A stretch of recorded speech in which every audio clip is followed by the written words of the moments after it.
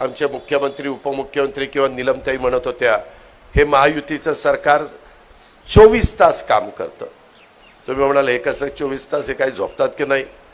झोपणारे ते ठराविक वेळी झोपतात. होतं काय, मी पहाटे 4ला उठतो, माझं सगळं काही जे व्यायाम सगळं झालं, चालणं वगैरे, त्याच्यामुळं मी 4 पासून माझ्या कामाला सुरुवात करतो.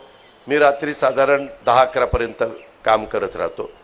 आणि इतर 11 ते 4 काय, तर त्यावेळेस 11 ते 2 वाजेपर्यंत मुख्यमंत्र्यांचं काम चालतं. आणि 2 ते 4 ही गॅप आहे, त्याच्यात आमच्या एकनाथराव शिंदे साहेबांचं काम चालतं. याचा अर्थ आमचं सतत 24 तास काम.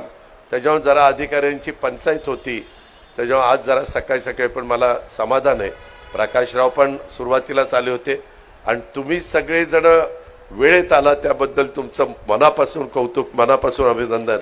कुठली कामाची सुरुवात सकाळी लवकर उठून केली ही आपली परंपरा चालत आलेली आहे.